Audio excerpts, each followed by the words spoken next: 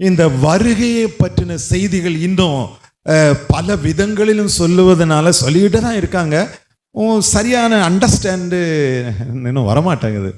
ஆகையினால தான் இந்த வருகையை செய்தியை சுருக்க நேரத்தில் கொஞ்சம் நல்லா வைக்கிறேன். அதுதான், அதுக்கு மேலே ஒன்றுமே கிடையாது. ஆண்டவருடைய வருகை ரெண்டாக பிரிக்கப்பட்டிருக்கின்றது. ஒன்று ரகசியமாக வருகிறார், இன்னொன்று பரசியமாக வருகிறார். இது ரெண்டும் நிச்சயம் நடக்க போகிறது. நம்ம காலத்தில் வந்தால் பார்ப்போம், அல்லன்னா அதுக்கப்புறம் நம்ம பார்த்துக்கிடுவோம். எத்தனை காலம் கழிச்சு வருவாங்கன்னு தெரியாது.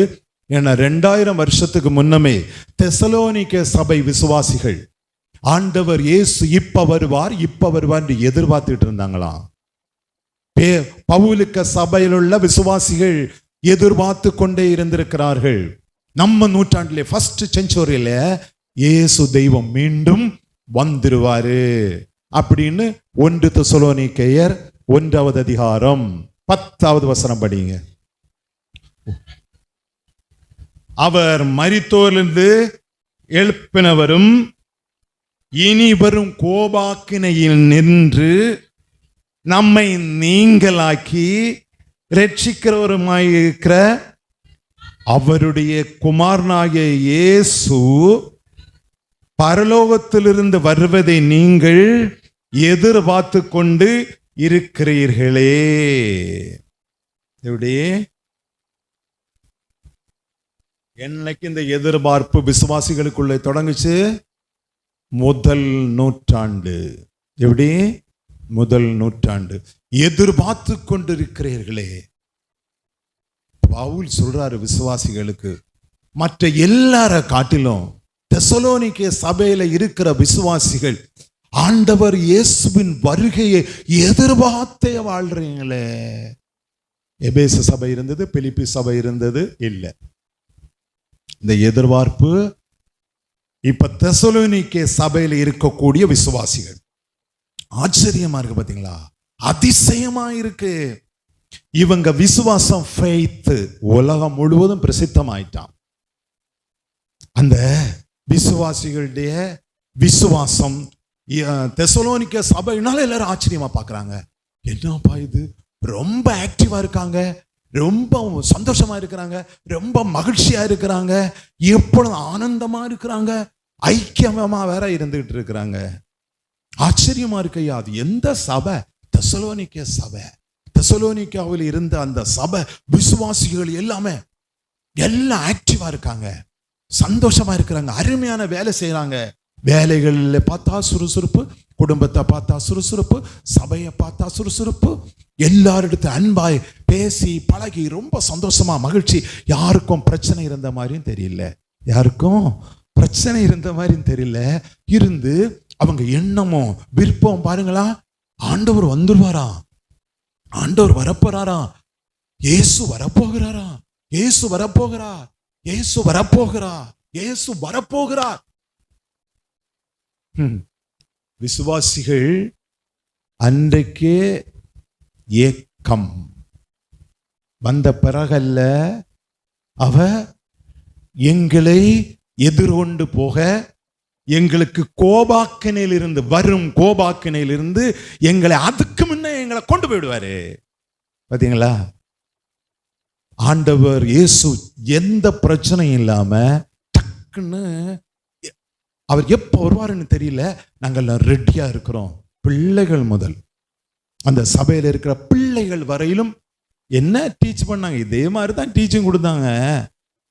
பவுல் பெரிய உருட்டி புரியாத அளவுக்கு அங்க ஒன்றும் அவர் பிரசங்கம் பண்ணல. உங்களுடைய கிரியைகள், உங்களுடைய பொறுமைகள், உங்களுடைய ஆக்டிவ் எல்லாமே உலகத்துல ஆண்டவர் இப்ப வந்துருவார். ஏன்னா இங்க இருக்கிறதும் இங்க இருக்கிறதோட கொஞ்சம் நல்லா இருக்குமே, இங்க இருக்கிற லைஃப் தான் அங்க ஆனா சூப்பரா இருக்குமே, இடம் மாற போகிறோம், அவ்வளவுதான்.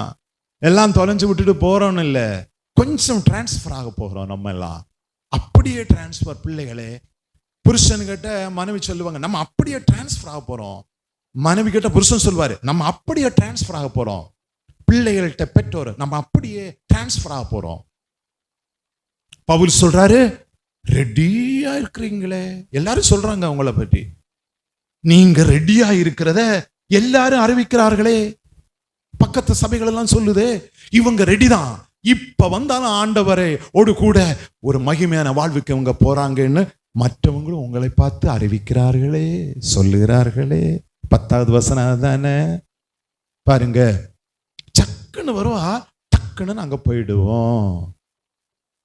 அன்றைக்கே எதிர்பார்த்த காரியங்கள், சங்கடம் இல்லாம, வருத்தம் இல்லாம, ஒருவருக்கும் ஏக்கம். எல்லாருக்கும் அப்படிதான், நமக்கும் அப்படிதான் இருக்கு, எல்லாருக்கும் அப்படிதான் இருக்கு, அங்களுக்கும் அப்படிதான் இருக்கு இல்லையா? ஆண்டவர் இப்ப வந்துட்டாருன்னா அப்படி சக்குன்னு, நமக்கு தெரியும் இயேசு வருவார் என்பதை, ஆனா உலகத்துல மற்ற ஆளுகளுக்கு தெரியாது. உலகம் முழுவதும் இருக்கிற உண்மையான தேவ பிள்ளைகளுக்கும் ஊழியர்களுக்கும் தான், இயேசுவுக்கும் பரிசுத்த ஆவியானவருக்கும் தான் அது தெரியும். அதை புரிஞ்சுக்கிடுங்க. புரியுதுங்களா? ரகசிய வருகை ஒன்றுண்டு, அதுல நாம கண்டிப்பா போவோம். நம்ம அடுத்தது நீங்க படிச்சு பாருங்க, 4வது அதிகாரத்தை எடுங்க. 4வது அதிகாரத்தை நம்ம இப்ப வாசித்தோம் இல்லையா? வாசித்தோம். 4வது அதிகாரம் 15, 16, 17 வசனத்தை படிங்க. கர்த்தருடைய வார்த்தையை முன்னிட்டு கர்த்தருடைய வருகை மட்டும் உயிரோடு இருக்கிற நாம் கிறிஸ்துவுக்குள்ள மரித்தவர்களுக்கு முந்த மாட்டோம். பாருங்க, ஆண்டவர் வருவார். நம்ம காலத்திலே வருவார்னு வச்சுக்கோமே, வரப்போறது இல்லை. பவுலிய காலத்திலே தான் இருந்தது இல்லையா? அவர் அதான் சொல்றாரு, நம்ம காலத்திலே அவர் வருவார், ஃபர்ஸ்ட் நூற்றாண்டிலே அவர் வந்துடுவாரு. ஆகையினால அவர் என்ன செய்ய போறார்? அவர் அங்கிருந்து வருவார். வரும் பொழுது ஃபர்ஸ்ட் கிறிஸ்துவுக்குள்ள முதல் நூற்றாண்டு விசுவாசிகள், அப்போஸ்தலர்கள் மரிச்சிருக்காங்க பாத்தீங்களா? எல்லாம் நிறைய பேர், பேதுரு போயிருக்கிறார், மற்றவங்க எல்லாம் போயிருக்கிறாங்க. பல ஆயிரக்கணக்கான லட்சக்கணக்கான விசுவாசிகள் மரித்திருக்கிறார்கள். இயற்கை மரணம் இல்லை, அன்னைக்கு இருங்க அரசாங்கத்தினுடைய கெடுபிடியினால அவர்கள் துன்புறுத்தப்பட்டு மரித்தார்கள். அந்த ஸ்தேவானை போன்றவர்களை சாகடிப்பதற்கு, கொல்லுவதற்கு காரணம் பவுல். இப்படி எல்லாம் கிறிஸ்துவுக்குள்ள மரிச்சு பூமிக்குள்ள அவங்களுடைய பாடி இருக்கிறது. இப்ப ஆண்டவர் அங்கிருந்து வந்த உடனே நமக்கு தெரியும், நல்லா தெரியும், அவர் வந்துட்டாரு, வந்துட்டார் பார்த்தோம் இல்லையா? அவங்க வந்துட்டாரு. அவரை வரவேற்பதற்காக, அவரை எதிர்கொண்டு போக முதலாவது யார் போவாங்க தெரியுமா? ரகசிய வருகையில முதலாவது யார் போவாங்க? ஆண்டவர் ரகசியமா நம்ம சேர்க்க வந்து விட்டார். அதுல ஃபர்ஸ்ட்ல எழும்போது யாரு தெரியுமா? யாருக்கும் தெரியாம எழும்போது கிறிஸ்துவுக்குள் மரித்தவர்கள் முதலாவது.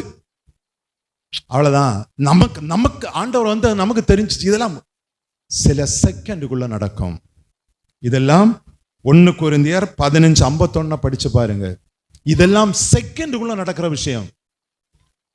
இதோ ஒரு ரகசியத்தை உங்களுக்கு சொல்றேன், நாம் எல்லாரும் நித்திரை அடைவதில்லை, ஆகிலும் கடைசி எக்காலம் தொனிக்கும் போது ஒரு நிமிஷத்தில், ஒரு இமைப்பொழுதில் யாம் எல்லாரும் மறுரூபம் ஆயிடுவோம். போதும். பாத்தீங்களா? இவ்வளவு நேரத்துக்குள்ள மனுஷவர்கள் பற்றுலாம் எழும்பி அப்படி நிப்பாங்க, அடிப்பி அப்படியே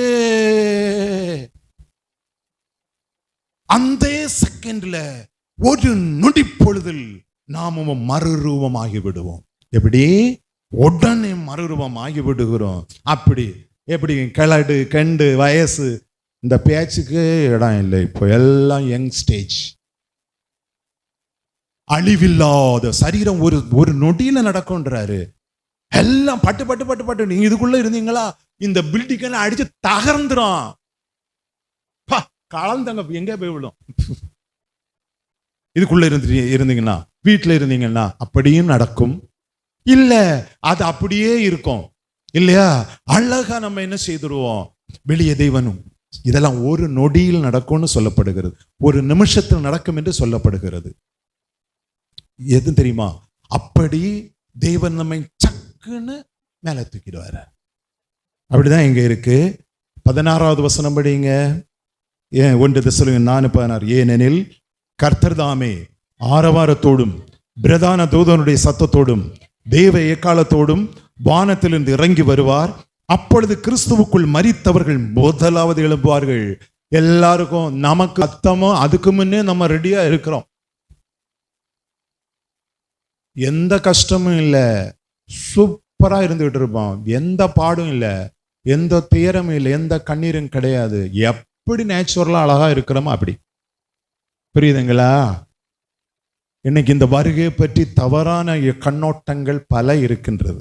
அதனால அந்த கண்ணோட்டத்தை எல்லாம் மூடி இப்ப என்ன செய்ய வேண்டும்? சக்குன்னு அவரு எல்லா சப்தமெல்லாம் கேட்கும், பெரிய முழக்கம் ஆர்வம் உண்டாகும், ஓனெல்லாம் பெரிய இதெல்லாம் உண்டாகும் உலகத்துல. நீங்க அப்ப நம்ம இருந்து பார்க்கத்தானே போறோம். இப்ப நம்ம சொன்னாலும் ரொம்ப புரியாது, அப்ப இருந்த பார்க்கத்தான் போறோம். ஒன்றில் பூமிக்குள்ள இருந்து மேல வந்துடுவோம், அல்லன்னா இருந்து டக்குன்னு எல்லாம் இந்த உலகம் நடக்கிறதெல்லாம் நம்ம பார்க்கத்தான் போறோம். இதெல்லாம் நமக்கு பார்க்காம ஒன்றும் நடக்க போறது கிடையாது. கிறிஸ்துவுக்குள் மரித்தவர்கள் உயிரோடு எழுந்திருப்பார்கள்.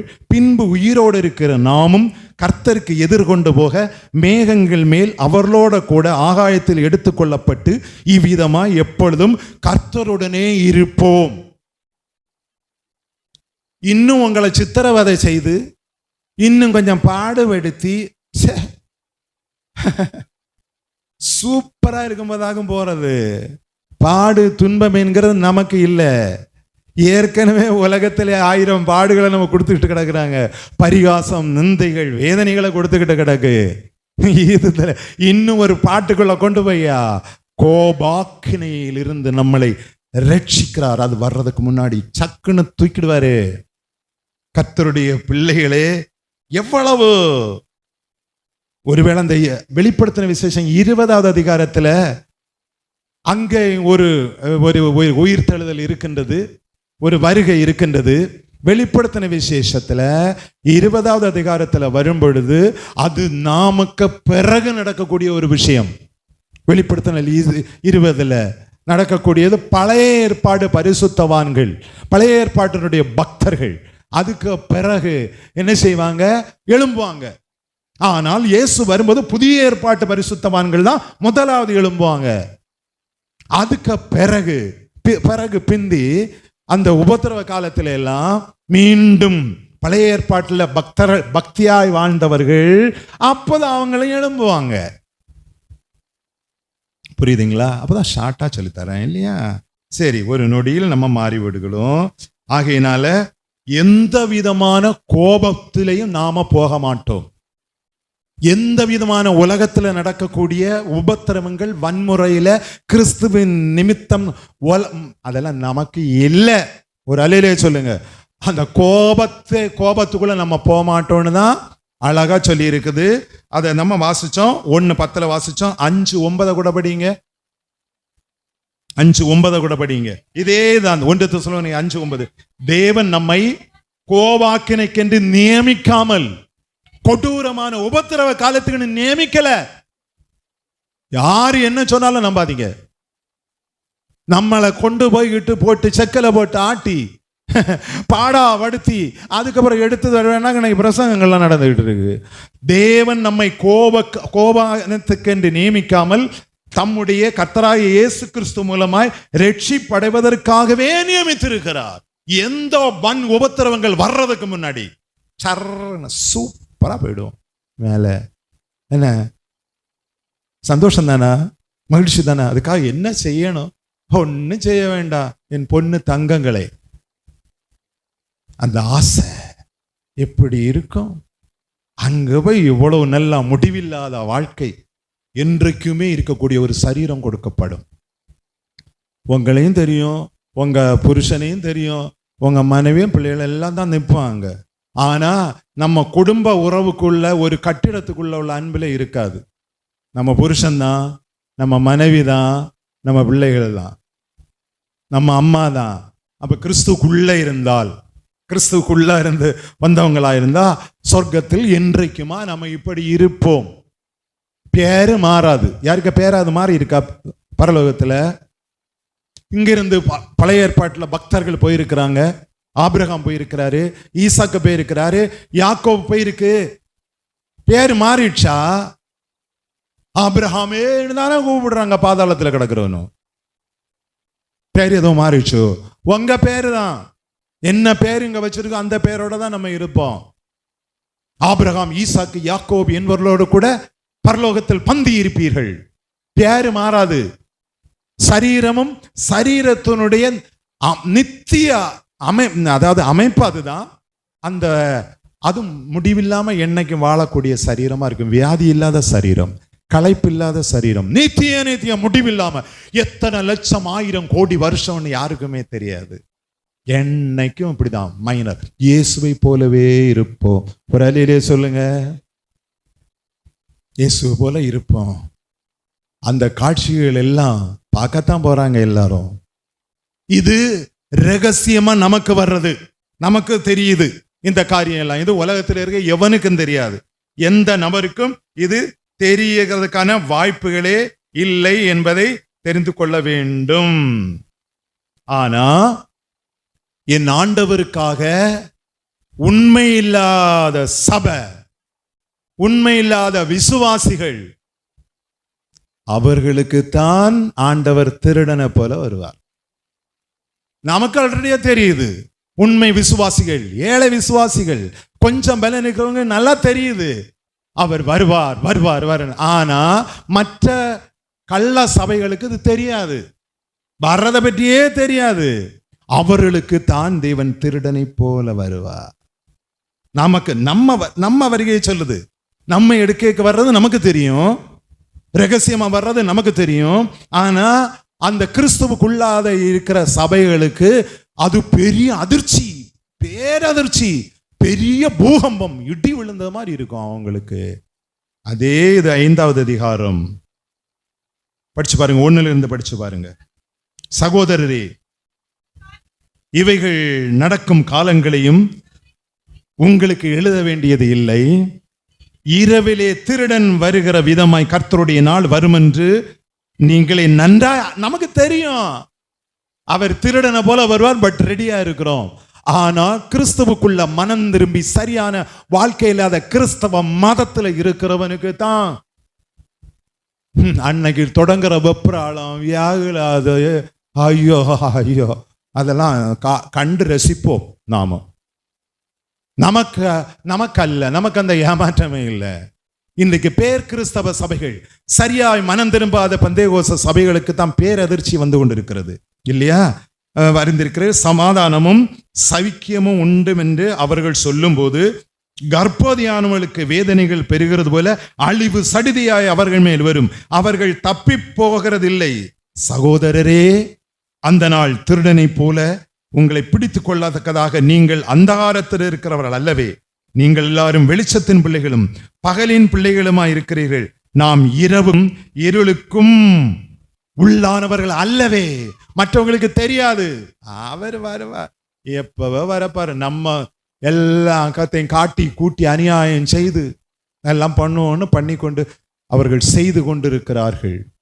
அவர்களுக்குத்தான் வியாகுலம், அவர்களுக்குத்தான் வெப்ராளம். நம்ம ஆனந்த பரவசமா மத்தியாவானத்துல சூப்பரா நின்னுகிட்ட அப்பா இயேசுவும் தேவதூதருடைய கூட்டம் அங்க இருந்து வரும், ஒரு கூட்டம் வரும் இல்லையா? நல்லா 60 மணி ஜாலியா, இவ்வளவு சந்தோஷமா மகிழ்ச்சியா, அது எவ்வளவு காலம் என்று தெரியாது. நம்ம அங்க நிக்கிறது. அடுத்தது அப்போ 2வது வருகைன்னு சொல்லி பரசிய வருகை, அதுதான் அந்த இந்த மாதிரி பரசியமா இருக்கிறது, எல்லாரும் பார்க்கக்கூடியது, எல்லாரும் காணக்கூடியது, எல்லாரும் புலம்பக்கூடிய ஒரு வருகை. அது எல்லா உலகத்தில் இருக்க மனிதர்களும் காண்பார்கள். மற்றபடி ஆண்டவருடைய வருகை நமக்கு மாத்திரம்தான் இல்லையா? நமக்கு தெரியும், நல்லாவே தெரிந்து கொண்டிருக்கும். நம்மளை ஏமாத்துறதுக்கு அவர் என்ன செய்யல, வரவே இல்லை. அவர் வர்றதனுடைய பரசியமாய் மீண்டும் அவர் வர்றதனுடைய நோக்கம் வந்து எல்லா பாவிகளையும் மத்தேயு 24வது அதிகாரத்தில் இருக்குவாரு. மத்தேயு 24வது அதிகாரம் 42 படிச்சு பாருங்க.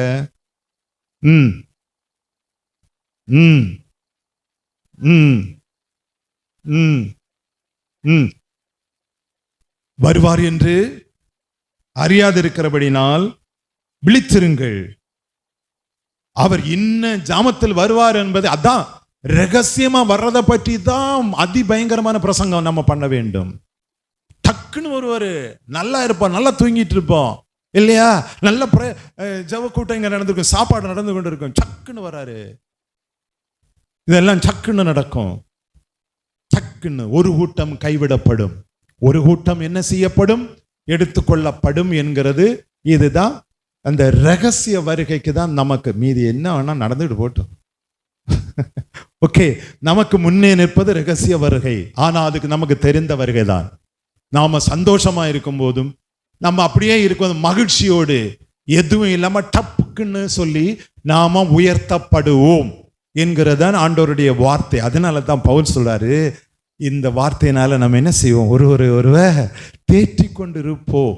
நம்ம அபகடத்துக்குள்ளேயும் சங்கடத்துக்குள்ளேயும் எவனும் வேறிட்டு 666 முத்திரை கொண்டு எவனாவது வந்து போட்டேன், இங்க கிடக்கிற ஜனம்தான் அதை என்ன செய்யும், அதை பிடிப்போன்னு கவலைப்பட வேண்டாம். எதுனாலும் தாமதம் அப்படியே கொஞ்சம் பிரேக் ஆகி வந்து கொண்டு இருக்கிறது. அவங்க அந்த நாம போனதுக்கு அப்புறம் இங்க என்னெல்லாம் நடக்கணும், அது ஒரு பெரிய செய்திகள் எல்லாம் இருக்கு. அது வேற யாராவது சொல்லுவாங்க இல்லையா, பயங்கரமா இருக்கும். அதுக்கான ஆயத்தங்கள் எல்லாம் 666 666 நம்பர்ல பனியன்கள் எல்லாம் வந்தாச்சு. ஐயோ, அதெல்லாம் நிறைய காரியங்கள் நடந்து கொண்டு இருக்கிறது. இது சர்வ சாதாரணமா நடந்து கொண்டு இருக்கக்கூடிய ஒன்று. ஆனால் இந்த உபத்திரவத்துக்குள்ள தேவன் நம்மை கொண்டு அதுக்கு பிறகுதான் தொடங்கும் பரிபாடிகள் எல்லாம். இந்த சபை ரெடியா இருக்கும், இந்த ஊருக்குள்ள எத்தனையோ இருக்கட்டும், அவங்க இருப்பாங்க இல்லையா. மறுபடி ஆண்டவருடைய 2வது வருகையில அவர்கள் எல்லாம் அவர்களை சந்திப்பார்கள். மகா உபத்திரவத்துக்குள்ள இவங்க போவாங்க, மகா துன்பத்துக்குள்ள இவர்கள் நிச்சயமாக போகும், சந்தேகமே கிடையாது. நம்ம சபையும் நம்ம உயிரோட இருந்தா இல்லை, இன்னும் நம்ம எத்தனை வருஷம் இருப்போம்னு தெரியாது. உங்க காலத்துல அப்படி இல்லை, நாங்க இந்த பூமியிலிருந்து போனவர் அப்படின்னா அவர் அங்க வர்றன்னு ஃபர்ஸ்ட்ல எழும்பி நிக்கிறோம், நாங்க வந்து நிற்போம். இன்னும் ஒரு கேப் தான் இருக்கு கர்த்தருடைய பிள்ளைகளே. இது கர்த்தருடைய வருகை, பரசிய வருகை என்கிறது கொடும் வேதனையும் துன்பமும் போகிற காலத்துக்கு பிறகு அப்புறம் வருவாரு தெய்வம் வந்து 1000 வருஷ அரசாட்சி அப்புறம் நியமிப்பதற்காக வருவார். புரியுதுங்களா? 1000 வருஷம் என் இயேசுவின் ஆளுகை வர வேண்டுமானால் இயேசுவின் 2வது வருகைக்கு பிறகு வரும். அப்ப பாவிகளை எல்லாம் தேவன் மீதி இருக்கிற ஜனம் எல்லாம் அங்கே இருப்பார்கள், இந்த பூமியில இருப்பார்கள். எத்தனை கோடி ஜனம் ஆனாலும் இருக்கும். சாகரவன் எல்லாம் அதுக்கு ஒன்று சத்துருவான், பாவிகள் துறைகள்லாம் சத்து இருக்கிற ஜனம் 1000 வருஷம் அவர்கள் பாவம் செய்ய மாட்டார்கள். 1000 வருஷம் இந்த பூமியில தேவனுடைய ஆளுகை. நம்ம எல்லாம் என்ன பண்ணுவோன்னு பார்ப்போம். நம்ம எல்லாம் எங்க கொண்டு போவோம். இப்ப யாரும் வெளிநாட்டுக்கு போகாம தவிக்கிறீங்களா? ஒரு செகண்டுக்குள்ள அமெரிக்கா போயிடுவோம், அங்கிருந்து இங்க வருவோம். நம்மை ராஜாக்களும் ஆசாரியர்களுமாக மாற்றினார். ஒரு அலையிலே சொல்லுங்க. அப்பதான் நம்முடைய ஆளுகை எப்படி இருக்கும்னு பார்ப்போம். இங்க இருக்கிற ஜனமெல்லாம் அப்படித்தான் இருக்கும். பாவம் செய்ய மாட்டார்கள், தரித்திரம் இருக்காது இல்லையா. இயேசுவை மாத்திரம். அதுக்கப்புறம் இங்க ஆராதனை, துதி, பிரசங்கம், எல்லாரும் இயேசுவை ஆராதிப்பார்கள். எல்லாரும் என் தேவனையை புகழ்ந்து பிரசங்கமாரெல்லாம் இருக்க மாட்டாங்க. அப்போல்லாம் தேவையில்லையே. 1000 வருஷ அரசாட்சியில என்ன தேவை இருக்கு? பிரசங்கிக்கணுமா? இயேசுவே ராஜா, இயேசுவே தெய்வம். இந்த பூமியில இருக்க சப்பு சவரெல்லாம் மண்ணுக்குள்ள போய் இந்த ஆட்களும் அங்க உயிரோடு இருந்தால் இயேசு ஒருவரே தெய்வம். யாரும் சொல்ல வேண்டாம், எவரும் படிப்பிச்சு கொடுக்கவே வேண்டாம். புரிஞ்சு போச்சா? இப்ப அதை பற்றி ரொம்ப சொல்ல வேண்டாம். ரகசிய வருகைக்காக நம்ம ரெடியா ஆயத்தமா இருப்போம். வந்துருவா எப்ப என்னால ரைட்டு, எப்ப கூப்பிட்டாலும் நாங்க வரோம் சார். ஆண்டவரே, ஒரு பிரச்சனையும் இல்லை, எவனும் பிடிச்சவங்களை நிப்பாட்ட மாட்டான். எங்க போற அப்படின்னு கிளீனா இருக்கும், கை சுத்தமா இருக்கும். ஆண்டவருக்கு காரியம் என்று சொல்லி ஏகப்பட்ட பணங்களை எல்லாம் ஜனங்கிடத்துல வாங்கி கோயிலை கட்டி கூட்டியது, வீடுகளை கட்டி கூட்டுறது, நகையை நட்டை வாங்கி திரும்ப கொடுக்க முடியாம இல்லை, அவங்களுக்கு இல்லை, ரெடியா இருக்கிறவங்களுக்கு தான் ரகசிய வருகை. God bless you. இதோட இந்த ரகசிய வரிசையை முடிக்கிறேன்.